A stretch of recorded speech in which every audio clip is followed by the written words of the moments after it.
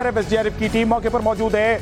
600 से 700 जवान rescue operation में जुटे हुए हैं। रात भर ये रेस्क्यू ऑपरेशन चलेगा। सीएम पटनायक कंट्रोल रूम में मौजूद हैं। पीएम मोदी और अमित शाह ने दुख जताया इस हादसे पर। मृतकों के परिवारों को 10-10 लाख के मुआवजे का ऐलान किया गया है। घायलों को 2-2 लाख के मुआवजे का ऐलान किया गया है। बड़ा हादसा हुआ है जिसमें 3 गाड़ियां आपस में टकरा गई हैं, कई बोगियां पलट गई और तस्वीरें हम लगातार आपको दिखा रहे हैं कि देखिए कैसे ये बड़ा हादसा हुआ और हादसे के बाद लगातार ये रेस्क्यू ऑपरेशन चलाया जा रहा है। लोग जो अंदर ट्रेन में फंसे हुए हैं उनको बाहर निकाला जा रहा है। देखिए एनिमेशन के जरिए हम आपको दिखा रहे थे कि कैसे यह हादसा हुआ। प्रधानमंत्री नरेंद्र मोदी ने संवेदना जाहिर की है, उन्होंने दुख जताया इस हादसे पर, तो दूसरी तरफ अमित शाह की तरफ से भी संवेदना जाहिर की गई है। नवीन पटनायक जो कि मुख्यमंत्री हैं प्रदेश के, वो खुद मौके के लिए रवाना होंगे, वो पहुंचेंगे मौका वारदात पर। साथ ही साथ आपको बता दें कि फिलहाल वो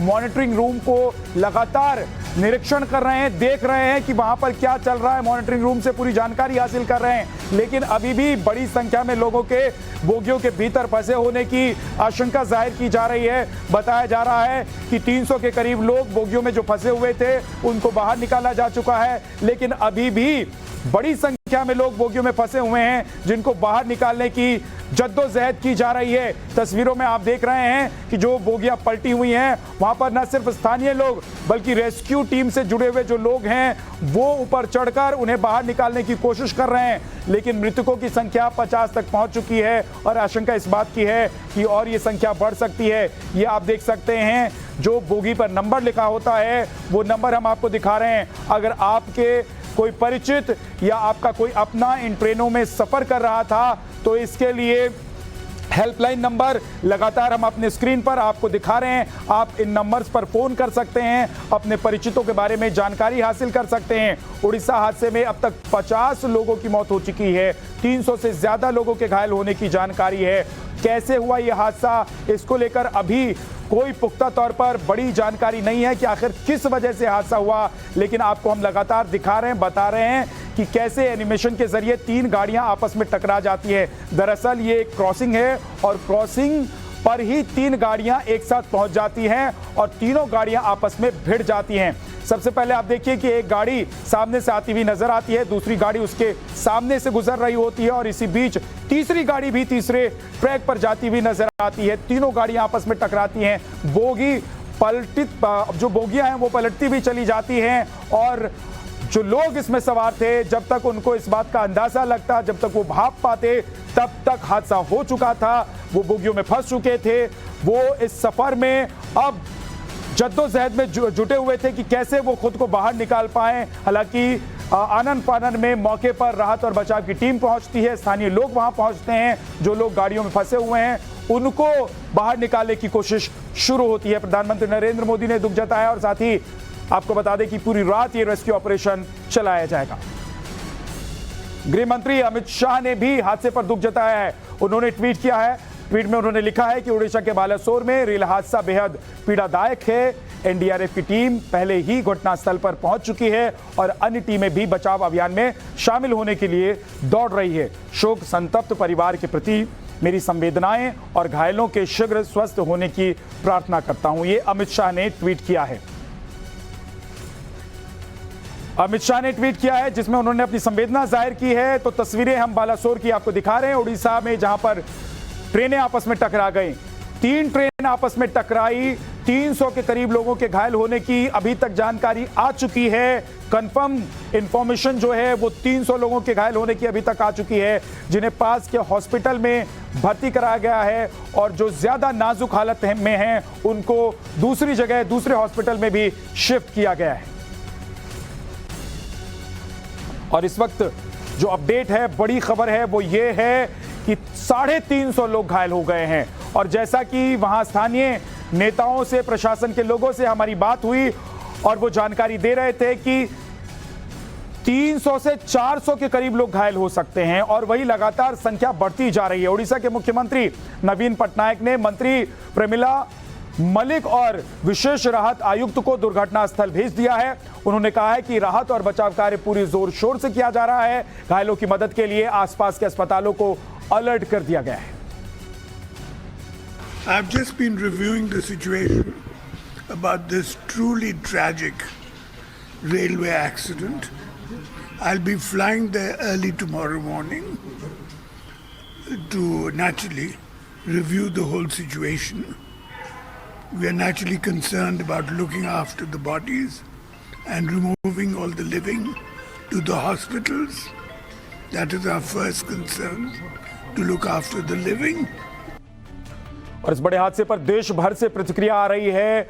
योगी आदित्यनाथ ने भी बालासोर ट्रेन हादसे पर, दुर्घटना पर अत्यंत दुख जताया है। उन्होंने ट्वीट किया है, उन्होंने लिखा है कि दुर्घटना अत्यंत दुखद एवं हृदय विदारक है। मेरी संवेदनाएं शोक संतप्त परिवारों के साथ है। प्रभु श्री राम से घायलों के शीघ्र स्वास्थ्य लाभ होने की प्रार्थना है। हमारे सहयोगी कुंदन हमारे साथ जुड़ गए हैं। कुंदन, क्या अपडेट है? बिल्कुल, देखिए, अगर अभी की अपडेट की बात करें तो जो कैजुअलिटीज है वो लगातार बढ़ती जा रही है और जो मेरे पास अनकंफर्म सोर्सेज है, हालांकि रेलवे ऑफिसर्स इसको कंफर्म नहीं कर रहे, लेकिन सोर्सेज बता रहे हैं कि जो कैजुअलिटीज है वो 50 के करीब जा चुकी है और जो इंजर्ड है वो करीब 300-350 के करीब में है और लगातार ये मामले बढ़ रहे हैं क्योंकि जिस तरीके से 12 डब्बे कोरोमंडल एक्सप्रेस के और बाकी जो दूसरी पैसेंजर ट्रेन उसके 6 से ज्यादा डब्बे डीरेल हुए थे, उनमें एक एक करके जैसे जैसे रेस्क्यू ऑपरेशन बढ़ रहा निकल रहे हैं और उनकी घायलों की संख्या बढ़ रही है। लेकिन अच्छी बात यह है कि पूरी स्टेट मिशनरीज, एनडीआरएफ, स्टेट की जो डिजास्टर मैनेजमेंट टीम है और तमाम रेलवे की जो एक्सीडेंट रिलीफ ट्रेन है वो स्पॉट पे काम करना शुरू कर चुके हैं। एक बेहतर कोऑर्डिनेशन के लिए न केवल स्टेट्स बल्कि सेंटर्स बल्कि मिनिस्ट्री ऑफ रेलवे से भी मॉनिटरिंग हो रही है और ज्यादा रेस्क्यू किया जा रहा है और जो लोग सीरियस इंजर्ड है उनको न केवल बालासोर बल्कि आसपास के भद्रक, खड़गपुर भी मोबिलाइज किया जा रहा है। इस पूरे सिचुएशन को केंद्र खुद मॉनिटर कर रहा। रेल मंत्री खुद स्पॉट के लिए निकले हैं। वो गोवा में थे कल, जो प्रधानमंत्री वंदे भारत का उद्घाटन करने वाले थे उस कार्यक्रम को लेके, लेकिन वो कैंसिल होने के बाद वो दिल्ली लौटे हैं। दिल्ली से विशेष विमान से वहां जाएंगे। चेयरमैन रेलवे बोर्ड वहां पे जा चुके हैं। खड़गपुर के जो एडीआरएम है वो वहां पे और साउथ ईस्ट रेलवे कोलकाता से जो हेडक्वार्टर से लोग गए हैं। सो कुल मिलाकर रेस्क्यू ऑपरेशंस बहुत तेज है और कोशिश ये है कि जितने लोग इंजर्ड हैं जिनको जान बचाई जा सके, जान माल की रक्षा बची जा सके और जो लोग बच गए हैं उस स्टेशन पे उनको अल्टरनेटिव ट्रेन से उनके अगले डेस्टिनेशन पे पहुंचाया जा सके। इसके अलावा मैं आपको बताऊं कि 2 दर्जन से ज्यादा उड़ीसा से लेकर डाउन साउथ की जाने वाली ट्रेनों को कैंसिल किया गया, डाइवर्ट किया गया है, कुछ को शॉर्ट टर्मिनेट किया गया है और मुझे लगता है कि इस पूरे रूट ऑपरेशंस में चलने में भी लगातार वक्त लगेगा। रेलवे की तरफ से लगातार मॉनिटरिंग की जा रही है। ग्रेसिया मुआवजे की घोषणा की गई है और 10 लाख रुपए मृतक के परिजनों को दिया जाएगा और इसके अलावा 2 लाख रुपया जो सीरियस इंजर्ड है, 50,000 रुपया जो माइनर रूप से इंजर्ड है वो किया जाएगा। लेकिन लगातार ये सवाल उठ रहा है कि आखिर इतना बड़ा इंसिडेंट हुआ कैसे? क्या किसी की लापरवाही है, क्या किसी मानवीय चूक है या फिर कोई और वजह रही थी एक्सीडेंट्स की? क्योंकि जिस तरीके का एक्सीडेंट हुआ है न केवल अप और डाउन दोनों पटरियां इंपैक्ट है और सैकड़ों की संख्या में लोग इंजर्ड हुए हैं। ठीक है कुंदन, आप हमारे साथ बने रहिए, आपके पास लौट कर आएंगे। लेकिन इस वक्त एक और बड़ी खबर बता देते हैं अपने दर्शकों को। राष्ट्रपति ने ट्रेन हादसे पर दुख जताया है। ओडिशा ट्रेन हादसे से दुखी हूं, शोक संतप्त परिवारों के प्रति संवेदना है, घायलों के जल्द ठीक होने की कामना है। ये राष्ट्रपति की तरफ से संवेदना जाहिर करते हुए अपनी बात कही गई है।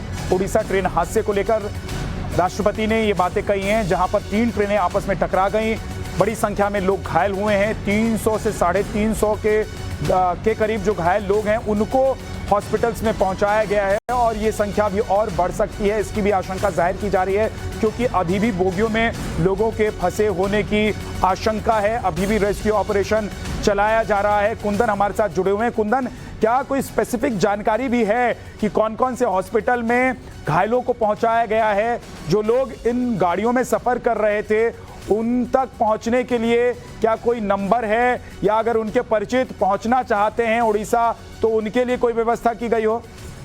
बिल्कुल, मैं आपको बताऊं कि पूरे बड़े स्टेशनों पे स्पेशल हेल्पलाइन नंबर जारी किए गए हैं। ठीक थोड़ी देर बाद जो पैसेंजर्स हैं उनकी सूची जारी कर दी जाएगी।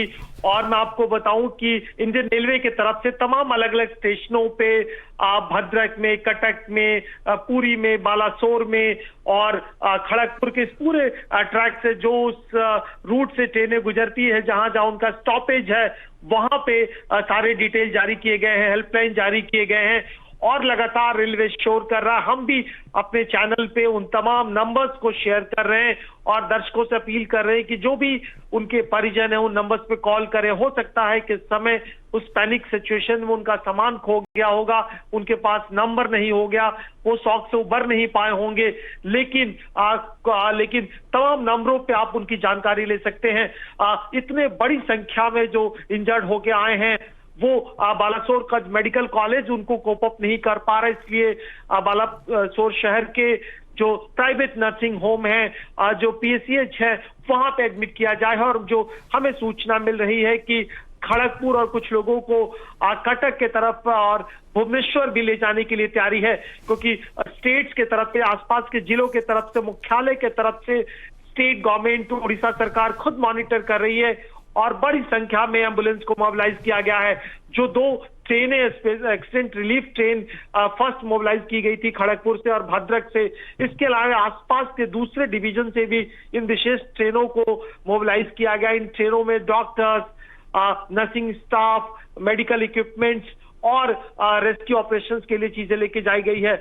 यह फोर्स को अलर्ट पे रखा गया कि अगर जरूरत पड़ी, एम्बुलेंस की जरूरत पड़ी बालासोर में फोर्स स्टेशन पे, तो वहां भी रेस्क्यू करके लेके जाया जाएगा। क्योंकि रात हो चुकी है और रात में थोड़ा रेस्क्यू ऑपरेशंस कराना मुश्किल हो जाता है, तो मुझे लगता है कि न केवल लोकल बॉडी बल्कि सेंट्रल गवर्नमेंट, रेलवे और स्टेट्स के तरफ से एक जॉइंट कोऑर्डिनेशन किया जा रहा है। सबकी कोशिश है कि जिस तरीके से लगातार एक्सीडेंट में लोग और हमारे सहयोगी गौरव की फायर विभाग के डीजी से जब बात हो रही थी तो वो जानकारी दे रहे थे कि जो लाइट्स की व्यवस्था है वो वहां पर कर ली गई है। इसका मतलब ये था कि वहां पर पूरी रात ये रेस्क्यू ऑपरेशन चलाया जाएगा। साथ ही वो कह रहे थे कि 350 से 400 लोगों के घायल होने की आशंका है। हालांकि वो भी पुष्टि नहीं कर रहे थे इस बात की कि ये संख्या कितनी हो सकती है, लेकिन अनुमान वो लगा रहे थे कि 350 से 400 लोग घायल हुए हैं इस हादसे में, बड़े ट्रेन हादसे में। और साथ ही साथ वो ये भी जानकारी दे रहे थे कि वहां पर मौके पर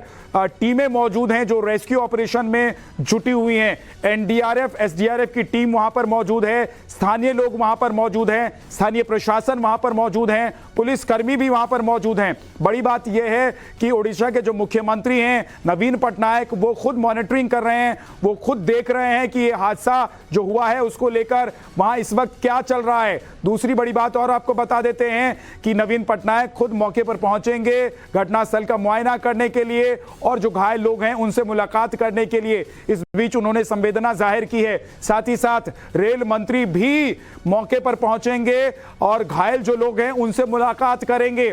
कुंदन, हम तस्वीरें देख रहे हैं और तस्वीरों को देखकर ऐसा लग रहा है कि बहुत जबरदस्त, भयानक, भयावह हादसा हुआ है। कितनी स्पीड रही होगी इन ट्रेनों की? देखिए, मैं आपको बताऊं कि एक जानकारी जल्दी से आपको बता दूं कि रेल मंत्री अश्विनी वैष्णव गोवा से दिल्ली के लिए निकले हैं। वहां से कुंदन, आपको रोक रहा हूं, सुधांशु जी हमारे साथ जुड़ गए हैं जो डीजी हैं फायर विभाग के उड़ीसा के। सुधांशु जी, इस वक्त आप लोगों के पास क्या जानकारी मिल रही है? रेस्क्यू ऑपरेशन कब तक चलना है? क्या अभी भी लोग फंसे हुए हैं? लोग फंसे हुए हैं, रेस्क्यू ऑपरेशन हम लोग कर रहे हैं